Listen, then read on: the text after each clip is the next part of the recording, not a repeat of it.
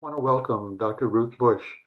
Dr. Ruth Bush is the Associate Dean of Educational Affairs at the John Seeley School of Medicine at the University of Texas Medical Branch in Galveston, Texas. She's also the Editor-in-Chief for the JVS VNL and the incoming president for the American Venous Forum. Welcome, Dr. Bush.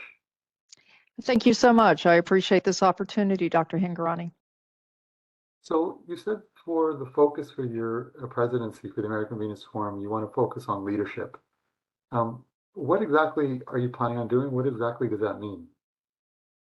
So I think that with the American Venous Forum, one of the great things that society has done is really develop young surgeons, develop young venous practitioners, and give them opportunities to serve on committees, to chair committees, to rise in the leadership of the organization. But with that, I also want to provide some leadership development and targeted leadership development. I think that there are probably some people that are born leaders, but I think it also takes training and it takes time and it takes experience and lots of practice. We are going to kick off a leadership theme at the Venous 2024 in Tampa in March. At the David Sumner session, the title of it is Leadership Mastery, Navigating Challenges and Inspiring Growth. Rather than having invited talks from different people on aspects of leadership, we're going to do a more casual panel discussion with some targeted questions to leaders of the American Venous Forum across genders, across ages. So folks who have been in various roles at the early part of their career and folks who have been there for a little bit longer. It sounds really exciting. What are some of the objectives and how do you plan to obtain some of those objectives? So the objectives of the Sumner session itself are, again, I'm going to use targeted questions. I'm going to talk to have different people talk about the importance of leadership development, doing developmental courses, formal training, what they have found to be some of the key characteristics to be an effective leader, maybe perhaps some things that haven't worked so well. I think one of the things that leaders need to do, and we need to encourage this, is to do a lot of self-reflection, assessing your own characteristics, your own strengths, your weaknesses, your emotional intelligence, when you turn that on, and sometimes when you don't turn it on so well. I think leaders of today have to be able to navigate change and rapidly developing changes in society and technology and really people. The post-pandemic world is different than the pre-pandemic world. And astute leader will be able to traverse that with the group that they are leading. I think as leaders, we also have to set goals for ourselves.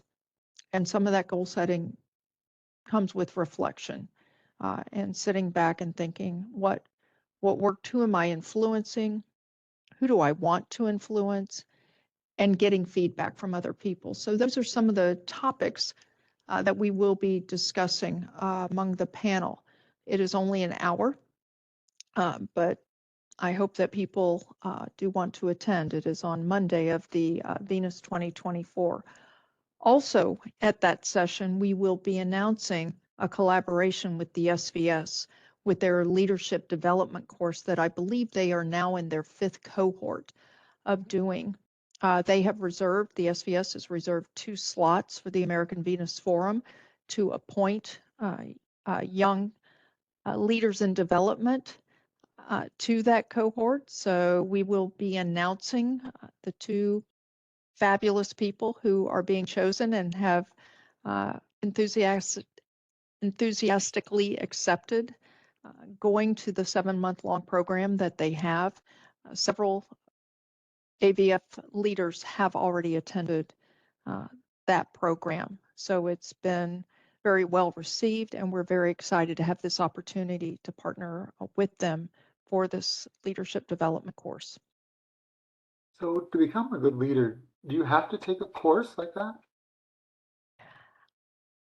I don't believe you have to take a course, but you need to have some type of resource to be able to look at, to read.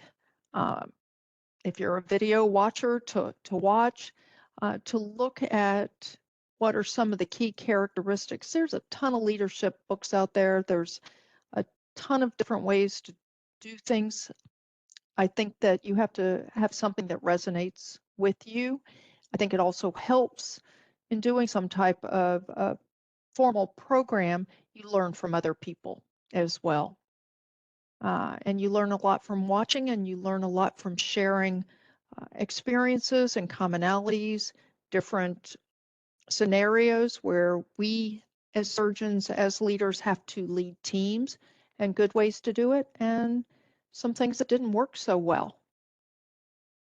So you mentioned emotional intelligence. What exactly is that and how do you teach that? Emotional intelligence is really knowing how you're going to respond to something and how you as a leader behave. Um, I think there's again, similar to leadership development, there's a lot written about emotional intelligence.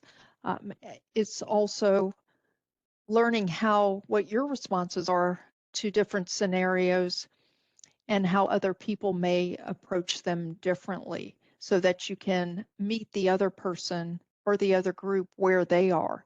Because again, you're looking at a scenario, a experience, a conflict from your viewpoint, and that might not be the other person's viewpoint. And I think with emotional intelligence, it's being able to tease out those different pieces and realize that different people respond to different styles. We all have a default style, um, but we have to be able to be adaptable to, as well as be able to receive adaptable to different styles, but be able to receive feedback on what's not working for someone. This really sounds exciting. It sounds like a really great session, and I'm looking forward to seeing everybody at the session at Venus 2024 at Tampa, Florida. Thank you. I hope everyone is there, and I look forward to an exciting session as well.